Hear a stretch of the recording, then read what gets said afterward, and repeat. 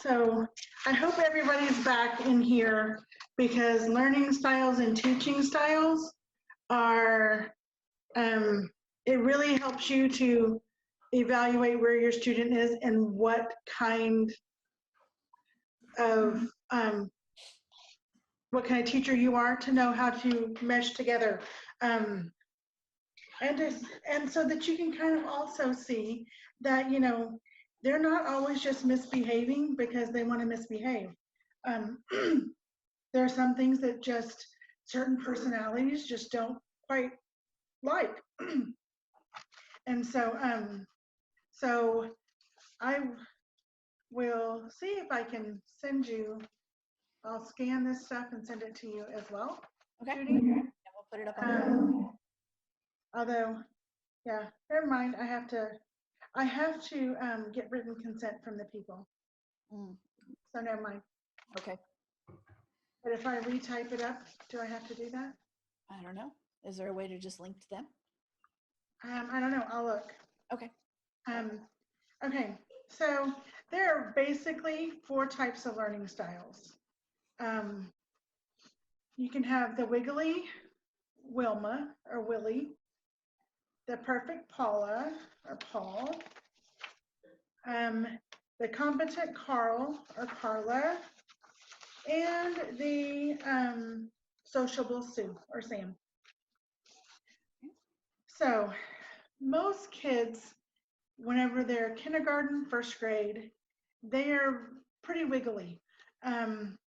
And the way that you kind of judge that, I guess, is by looking at them and seeing what they're like in their everyday life, which as their parents, y'all are the best ones to do that.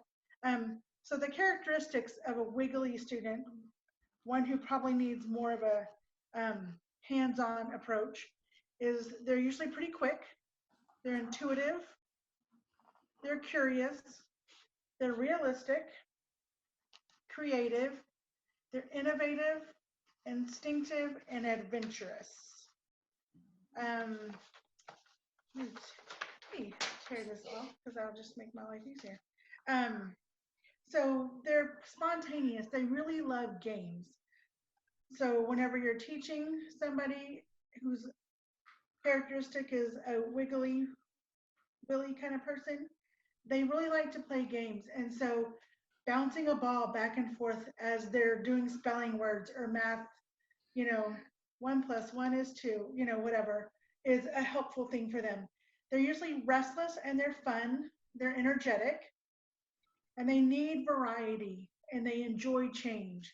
So if you do the same thing over and over again, they're going to get very bored with that. They like competition and challenges. I've already told you they're innovative and creative. They like unusual ideas. Sometimes they have unusual ideas. They're adventurous, they take risks, and they accept many different types of people. But what they don't like is drills, like, you know, math drills or spelling drills, repetition, a routine, redoing something once, and it's done. That's kind of the way they feel. I've done that once and I'm not doing it anymore because I've already done it. And they don't care for detailed records. You can put most boys in this category at 4 or 5, even 6 years old. Usually about 7 or 8, they start, if they're going to come out of this personality type, this learning style type, and move into something else, that's usually about the age that they do it. But you can usually find also, in saying that, there are some characteristics that you can find in another person that also, they're wiggly, but yet they could also be very, very, like they don't like to express emotion, or that they do like to solve problems, even though they're a wiggly person. So, you know, just like, yes, yeah, just like our personalities have kind of different facets to it, your kids do too. And their learning styles will have a little bit different facets to it. So the strong subjects for a Wiggly Willy are usually music, art, and athletics. They usually will need help with study habits and with self-discipline. Um, so that is that person. Um, but like I said, whenever you are starting to teach them, games and contests are good. Um, doing experiments, anything hands-on. They probably would like the videos and the internet little short movies or something about whatever you're learning. Um, and they are the ones that need the math manipulatives, which math manipulatives are like kind of like I mean, you can use anything. You can use crayons, and add the crayons. You can use blocks. There's a curriculum called Matthew C, which is really good for this type of learner. They can actually see what they're doing with adding the blocks, taking blocks away, and they're actually doing it. So they're building with the blocks. So that's Yeah, that works really well for all pretty much kids, because you have to have a cemented idea that the number represents something. But the wiggly worms are the ones who you have trouble getting that concept across without having something that they can actually touch. Yeah. So yeah, they're not going to like when you have too much structure in your school day. And this is something we did not cover, which I'm sure they're going to cover tomorrow in Homeschool 101. Is that when they're in kindergarten, first grade, they really don't need more than an hour worth of schoolwork a day. And it doesn't have to be in 1 hour block. You can do 10 minutes of reading in the morning, 10 minutes of math in the afternoon. You can make it however you want it to be. But do not think that because if they were in public school, they'd be at school from 8 to 3, that you need to be teaching them from 8 in the morning until 3 in the afternoon, because you're going to burn them out. Mm. So it's the kind of the rule of thumb is, which I think did I send you that graphic too? For like how many hours of school per day. Basically, you kind of go, yeah, I think I have one. Yeah. kind of whatever grade they're in is an hour. Yeah. And, first, second grade, no more than 2 hours. Third grade, no more than 3 hours. Now, when you get up to like 7th grade, 8th grade, 9th grade, 10th grade, all the way through 12th, they really don't need more than 5 hours of instruction a day, because we don't take into account that they have 5 minutes between classes, 7 minutes between classes if you're in school. They don't have lunch, their lunch break. They've got time when they've got to quiet the whole class down to actually start teaching. And so when you think about all that, it's really only about 5 hours, 4 to 5 hours worth of instruction a day. So, as I say, not too much structure. That's something to think about.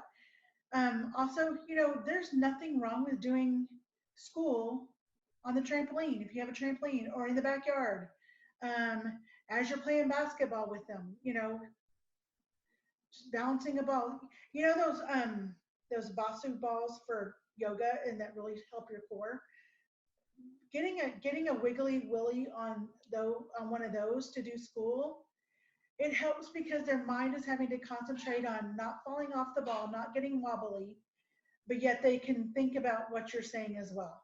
So that kind of helps them to absorb what you're saying, but yet not get bored because it's just repetition and they're just sitting there staring at you. All right. So does anybody have any questions about that learning style real quick? That was pretty standard. Yeah. That's a regular kindergartner right there. Yeah. Yeah. Someone gotta grow it though.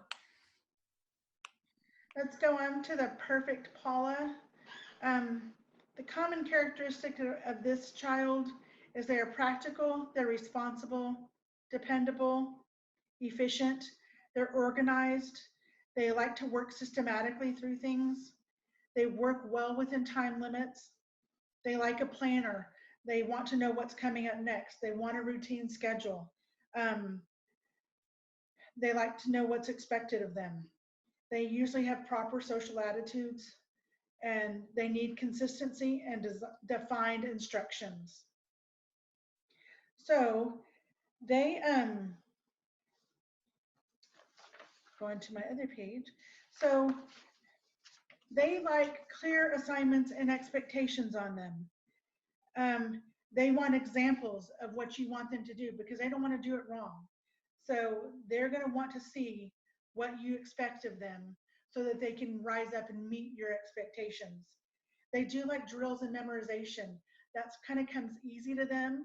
So that's the easy one where you can, start the whole 1 + 1 is 2, 1 + 2 is 3, and just go over that and over that and over that. That's not going to bother them a whole lot. Um, so um, their favorite subjects are usually like math and spelling, um, geography. They like notebooks and they like collections of things. Timelines are good for them because they like to see things done in sequential order. History is nice for them because it's real, it happened, and they can read it in order. Um, they they do not like it when there's a change in schedule, which as homeschoolers, that's what, and especially if the mom is not a perfect Paula too, it's very easy to say, oh, you know what, let's go to the grocery store right now. And your perfect Paula kid will be like, no, this is not the time to do that. I have to do X, Y, and Z right now. And you're messing with my schedule. And so, these are the kids that are going to wake up every day. And if you want them to make their bed, they're going to make their bed. So they're going to be pretty disciplined throughout their school life. They do not like creativity. And so to have to think outside of the box for them is very hard. So it won't be something where you can say, make me a diorama of dinosaurs. They're going to be like, no, can I write you a paper about them instead? They would much rather do that. They don't like a disorganized learning environment. And so whenever, are you laughing? Because you and your kids, um, see, and I had a, yeah. And because it's, whenever there's too much clutter, it kind of clutters their brain. And so they can't think straight. And so everything needs to be put away on their desk and they just have out that one workbook or notebook, whatever that they're working with. That's when they're happier. They're kind of they're an easier person to teach if you're doing the traditional workbook, read this chapter, answer these questions. They're very easy to teach that way. So their favorite subjects are math, spelling, history, and geography. And I'm sure you can assume the reason why, because math is factual. I mean, even don't think about Common Core math, but 1 + 1 is always going to equal 2. It's 1 + 1 will never equal 10. So they like that it's organized. Spelling, there's a right way and a wrong way to spell every word. History, it's there, it doesn't change, it's already done. Geography, they can point to on a map where things are. So it's not fluid, so it's concrete. These are concrete thinkers. They will need help with creativity and with thinking skills because, like I said, they do not think outside of the box. These are not the kids that are going to want to go draw you a picture. Let's read a story and then go draw me a picture of what we talked about. They're not going to like to do that. They're not going to want to make art projects. These are not going to be your artsy fartsy kids. Your Wiggly Willy, more artsy fartsy. Your Perfect Paula, no, they're not going to want to do that. So, They grow up and be type A people. yes, yeah, they do. They, writing with different colors, that's not going to be this person. So, whereas a Wiggly Willy might enjoy writing, every word with a different color. And that might help them be able to focus more because they're actually having to think of, ooh, what color do I want to write this word in? And so they're thinking about it.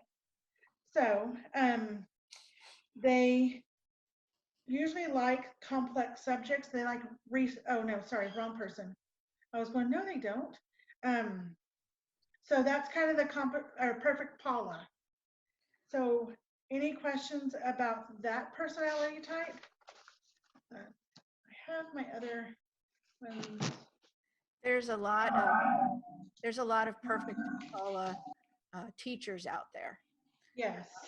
Especially the ones that end up going into homeschooling. They're the ones who want to have that classroom. They want to have everybody sitting nicely at their desk and all that sort of thing. And so that's something that you do see it with children, but it's harder to identify because children are much more active and they haven't had it drilled into them to act that way to start with. Yeah, that's why I said usually after second grade, third grade, you'll really start noticing that, okay, you know what? You're having a meltdown because we're having to color right now. Why are you having a meltdown? You should be happy. This is fun. This is art. And that's not what they consider fun. Because they have to think outside the box and work with abstract thoughts. So the competent Carl personality, they're analytical, systematic, logical, structured, deliberate, thorough, knowledgeable. They like to solve problems. They're drawn to theories and principles. Research and explanation is something that they really like. They like to solve that's in there twice. They maintain focus for a long period of time.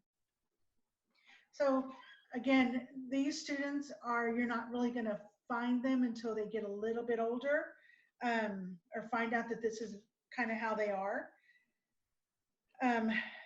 Their strong subjects are math and science. But what they don't like is repeating the same task. They don't like the lack of time to be thorough. They really don't like expressing emotion or being diplomatic about viewpoints. They are, see if my other sheet tells me anything different. They do like complex subjects. They like science, math. They like the research projects.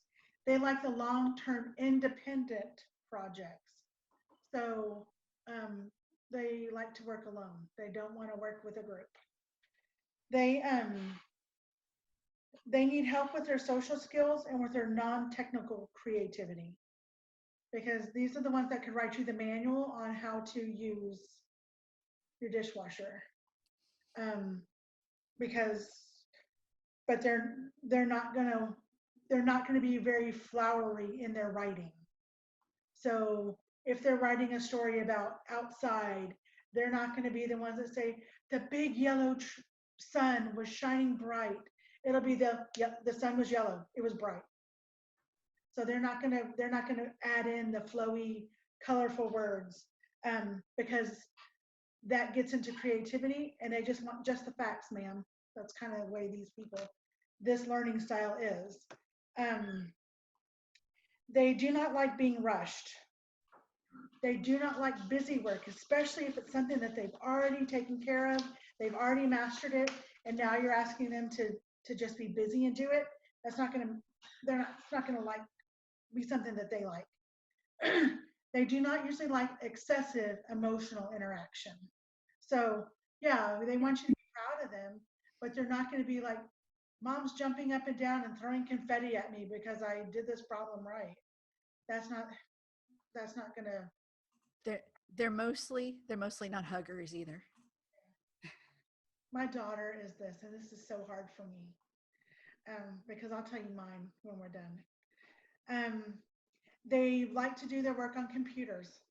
they they like to feel their need for information, and you need to help them satisfy their curiosity. So whenever they are curious about sharks, um, that is something that they can get into and learn, and they will be able to regurgitate facts to you all day long. But they probably won't be able to tell you that, oh yeah, that one is spotted, because you're not going to notice the coloring or the the details, because those details don't matter to them. But they will tell you that their teeth are 6 inches long. So they do like logical step-by-step instructions. And they will need some help with social situations. These are going to be their kids that are going to stand back and are not going to know how to go make friends as easily. They're going to be, you're going to have to push them out of their comfort zone to make friends and to help them in those social situations. They want serious and genuine recognition for their achievements, and they usually want more challenging work the next time around. So that is the competent Carl personality. The sociable Sue. Let's see, did I miss anything? Okay, yes, let me just, okay, no, I'm gonna skip it. Okay, sociable Sue. This person is idealistic, imaginative, spontaneous, flexible, but they want to understand the relevance. They're compassionate, sensitive, sentimental, a good listener, perceptive, especially of other people. They understand feelings. They bring group harmony. Friendships are very important, and they're fascinated by people's attitudes and beliefs. So these people are really good in writing and literature and the language arts and social studies and performing arts. What they do not like is criticism, conflict, giving exact details, working with unfriendly people, or competition. So whenever you have a sociable Sue or Sam, these are the ones that are going to want to know why you're doing this. You need to make it personable for them as to why do you have to study about this thing. So that's what you kind of, bend your teaching style to, is, make it more fun for them. They love performing arts and public speaking. They're usually very good at public speaking. They probably like foreign languages as well. That might be something that they would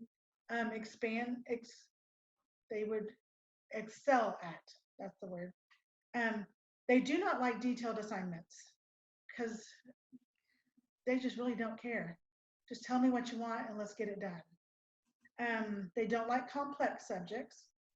They don't like being not allowed to be creative or flexible in their work. And they really don't like being left by themselves.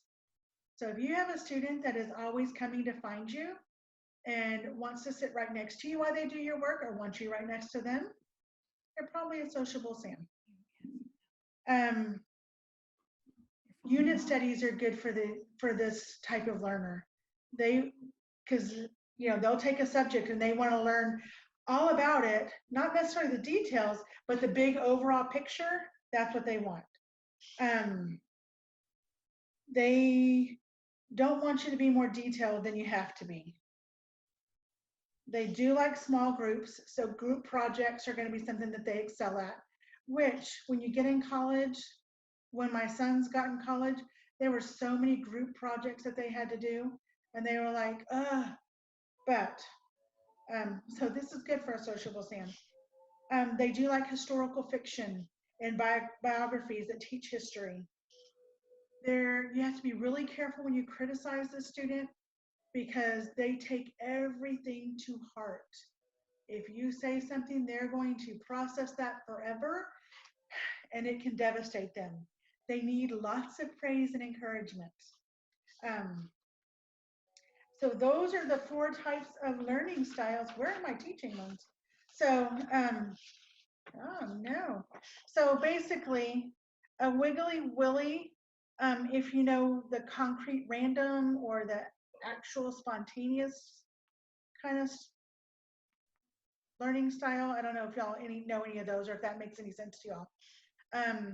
The perfect Paula is more the concrete sequential, um, or the actual and the routine. So, you know, Wiggly Willy wants spontaneous, the perfect Paula wants routine, the competent Carl wants specific instructions, and they're abstract sequential. And the sociable Sam is abstract random, and they like global concepts. So does that make sense? And do y'all have any questions about that? Nope. So, did I throw Find away? Huh? You need to find your things. I think I got it right here. Okay. I will say that the other thing about the learning styles is you will find, just like other things, they're combinations too. Yes. When they talk about this, they're talking about the dominant part of that person, Right. because sometimes you see more than one learning style in your child, and so that's something that you want to keep in mind. They're not always going to be that way. Every once in a while, they'll surprise you with something different, but for the most part, the ones that work the best with workbooks and things like that are obviously going to be your sequential, your Paula, perfect Paula, and your competent Carl. You need to watch both of those for work, for their procrastinating with perfection, because they will try for perfection, and a lot of times they won't get something done because it's not perfect, so they don't want to put it out there. So, and then the opposite goes for the social and the wiggly. Sometimes they just want to have fun. They're like, okay, just, let me add it, let me do it, and I'm going to just kind of do it halfway, and because I'm having fun, and when I'm done having fun with it, I'm done. So there's always drawbacks, and there's always pluses to each type of learner. So I was just trying to look up to see, because I know whenever my oldest was growing up, we did this whenever he was 13. Is that a research paper? No, it's a learning pattern assessment. Oh, okay. And so they do have some online that you can take. This one is not really online. I don't know. I don't remember where I got it, but anyway. And also, I don't know if y'all know the sanguine, caloric, phlegmatic, and melancholy personality types. Those kind of go with your learning styles, huh? Yeah, they kind of correspond with that too. Yeah. So sanguine is usually sociable Sue. Caloric is usually competent Carl. Phlegmatic is usually your perfect Paula, or your melancholy. And your wiggly willy, I don't know which one that one kind of falls under. I don't know that you can necessarily place that one under anyone necessarily, except for maybe sanguine. So anyway, okay. So now that you kind of can think about how your kids are, let's talk about how you are. Because, just like your kids have a learning style, you have a teaching style, because it's probably the best way that you learn. So if you kind of found yourself in one of those learning style personalities, you'll probably find the style of teacher you are. And I said this earlier, but I'm going to say it again. It is easier for you to teach to your child's learning style than it is for your child to change to your teaching style. So just remember that as we go over this. So the wiggly style of teacher, they like a variety of methods and curriculum. Audio visual presentations are great. They want hands-on learning, that tactile, kinesthetic, you know, though that's the one who definitely wants to bounce the ball and, teach the kids. They like to the point curriculum. They want freedom for creativity in that though. So if they, they will be the type that will look at a lesson plan for the day and go, you know what we could do? We could go cook. We're going to learn about Chinese. We're going to make Chinese food for dinner. That's going to be the wiggly Wilma Willie type teacher that they're going to want to take whatever you're learning and blow it up, and it's going to be dramatic and fun. So I tried. yeah, and sometimes you just get old and you're tired and don't do it anymore. They do not like complicated projects or planning. Their strong subjects are music, art, athletics, and drama. But they need help with their own study habits and self-discipline. Because they'd rather be playing. So if that sounds like something that you might be, you know that you're going to have to discipline yourself. And it's fun. I mean, and when I say you don't, that to teach to your child's learning style, that doesn't mean to totally change your personality. That kind of means definitely tailor it to where if you know that this creativity is going to drive them nuts, then don't add it every day. But every once in a while, you need to stretch them a little bit. I think that it's important to stretch them because I can tell you college professors are not going to teach to your child's learning style. They're going to teach to their teaching style, and that's just the way it is. So, stretch your kids a little bit by adding in your style of teaching a little bit. So let's go on to the perfect Paula teacher. Workbooks, structure, routine, preparation. I was looking at Facebook while we had our 30 minutes break just a few minutes ago, and I saw a couple of friends sitting down with my lesson plans, can't wait to write these. Those are the perfect Paula kind of people. They're already planning out their lessons. They've got the structure down. They know what's going to happen. They do not like required creativity. So this is not the teacher that's going to enjoy the science projects necessarily, or the cooking lessons, or, making the diorama of anything. They really don't like the changes in the schedule. They don't like vague directions, and they don't like a disorganized environment. Their strong subjects are usually math, spelling, history, and geography. They're hardworking, conventional, dependable, factual, consistent, and like I said, organized. Okay. Where they need help is in their creativity and in their thinking skills, because they don't necessarily think beyond what the instructions tell them. The competent Carla. This person prefers logically organized lessons, a sense of purpose for the lesson.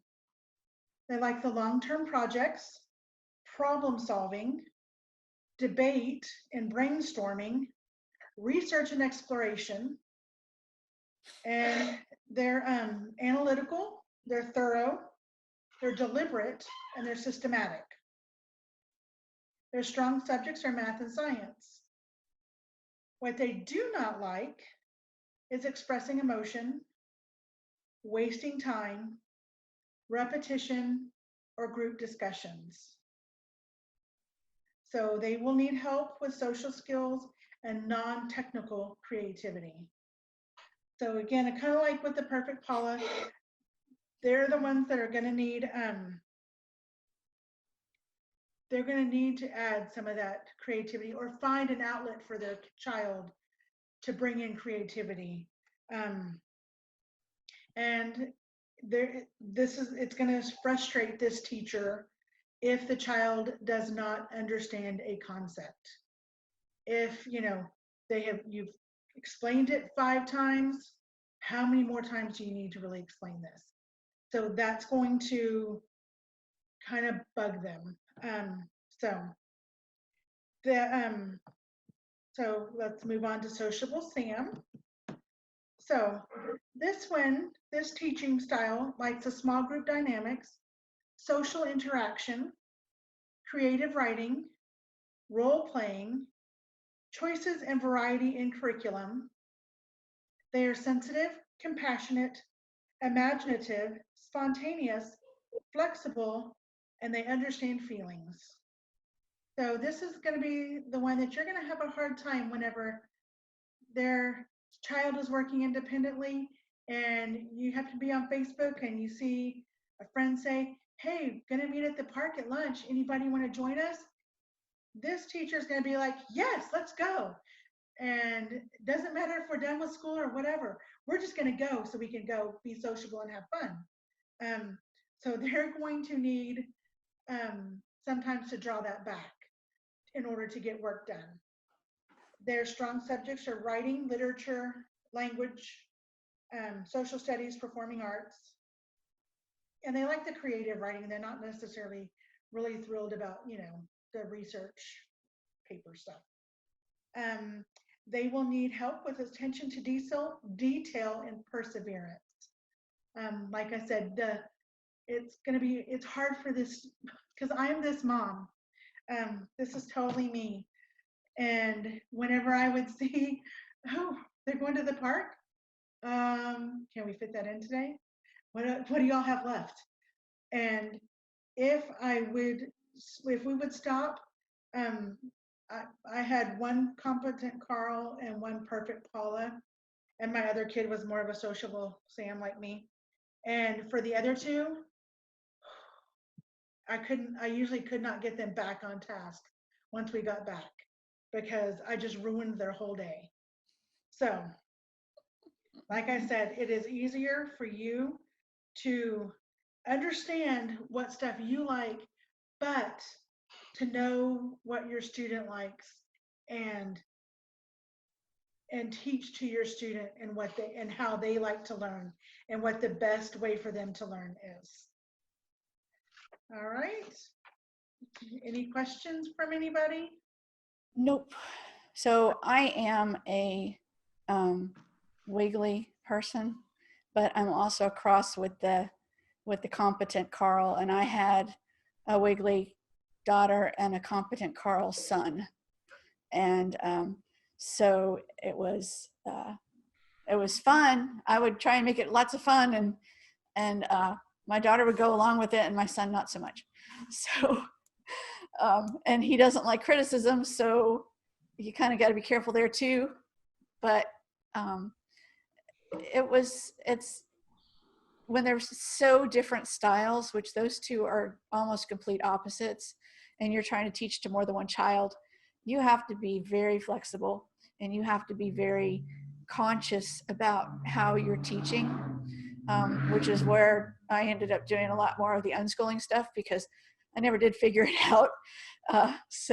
But luckily they're smart kids, so they got the information and they were able to learn despite me, because of me, kind of both. And to be honest with you, once they get to high school, even late junior high, but mostly high school, they can do a lot of the learning and the work on their own. And you need to let them do that, because if you're a perfect Paula or a competent Carl, it's really hard to let go of that perfection. And so you want to be able to give them a little bit more freedom as they get older. Just like when they're 2 years old and they demand, I do it, I do it myself. They don't say that anymore when they get to be in high school, but that's what they're thinking in their head. And the same thing goes, especially around 10, 11, 12, which is why they turn into little crazy monsters at that age. But it does Hormones. go. Huh? Hormones. Yes, the hormones make it really crazy. And so giving up some of that perfection for the perfect Paulas and the the competent Carls, you want to be sure that when you're buying curriculum from those students as they get older, you may not give them the same curriculum. Like my daughter was the Life of Fred person. She loved the Life of Fred, which is based on a lot of, it's all word problems essentially. They tell a story and they relate it to the math that they're doing. Whereas my son was like, I don't even get that. I just don't. He wanted Saxon. So, which are complete opposite type of curriculums. So you may not be able to use the exact same curriculum for all of your children. And like Stacy said, she had 3 different styles. 2 of them are kind of compatible. The third one is not. So, it sometimes can be a little bit tough, but you got to let yourself have the freedom and pull the pressure off of yourself and try and give your kids the freedom, and try not to get too picky or persnickety about whatever it is that they do, especially if there's some of those that can't handle the criticism, or they just don't really. When I was little, I didn't like to draw. I don't like to color all the ones with the little bitty things in them. I'd much rather color a big space. I didn't want to, for one thing, I didn't like to go out in the lines, but the other thing is that it's too much detail. Why do I need that much detail?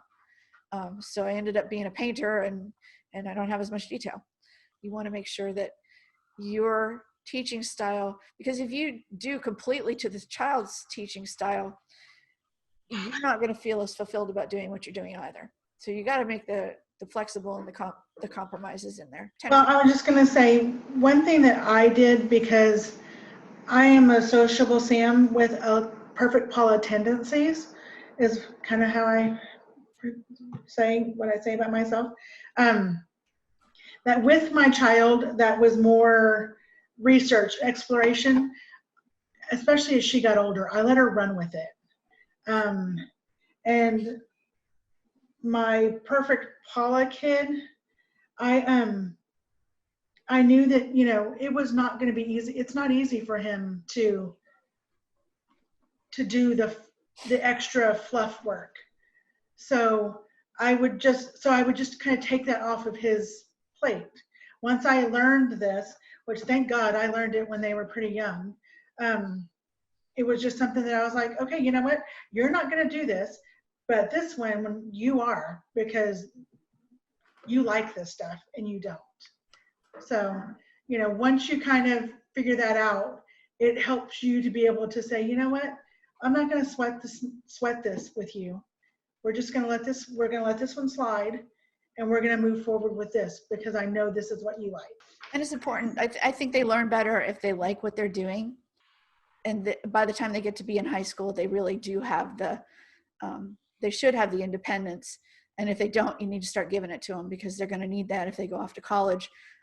And that's one of the reasons that colleges really like homeschoolers so much, is because they have the independent study habits that most public schoolers do not get. Most public schoolers are being ridden by their parents and by their teachers to make sure that they get really good grades.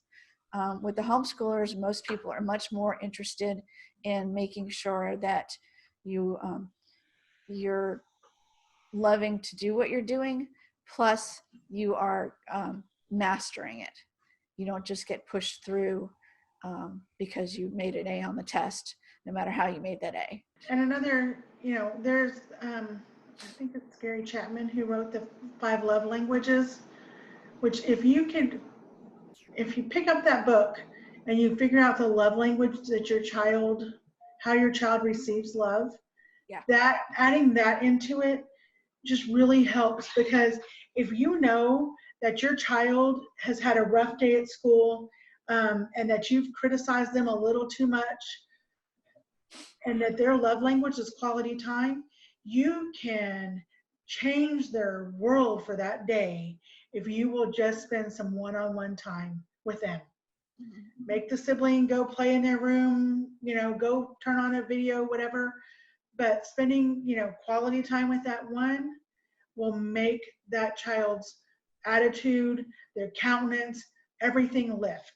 Mm-hmm. And so I think it's, so if you've never read that or looked at love languages, look it up, because it is it's a neat way to see how your child receives love and what feeds their soul, basically, and when they spend time with you. Is it quality time? Do they want you to be touchy-feely with them?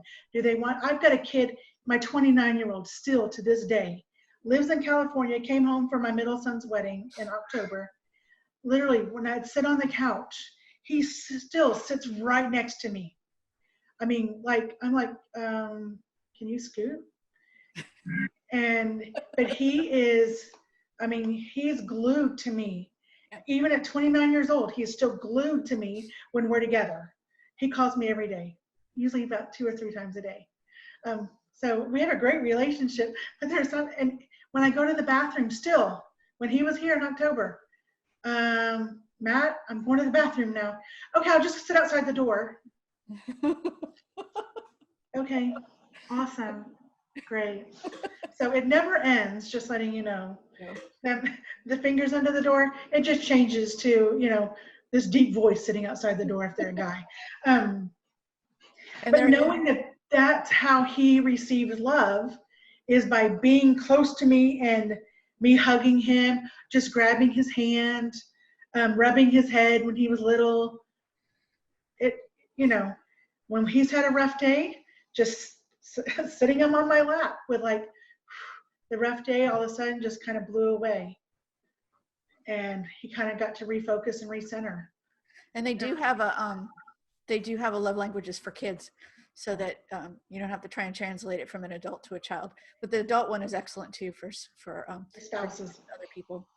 And the ones that are the gift children, there are 5 of them. It's quality time, physical touch, gifts, words of affirmation, and what's the last one? I always forget it. It's the service. Oh, acts of service. That's why I always forget it. I hate vacuuming. But if you have a wife a wife or a husband that likes acts of service, then cleaning for them is an act of service. If you have a child that is a gift person, I have one gift child. If I went to the grocery store, I would make her day by picking her up a piece of candy or something. It didn't even have to be that. It could be a little notebook that she was looking for. It just makes her day when she gets a gift. And then a lot of boys tend to be physical touch, and they might be physical touch with something else, but physical touch, my other child is a quality time. So that worked out okay. He's quality time and physical touch, because most boys are physical touch.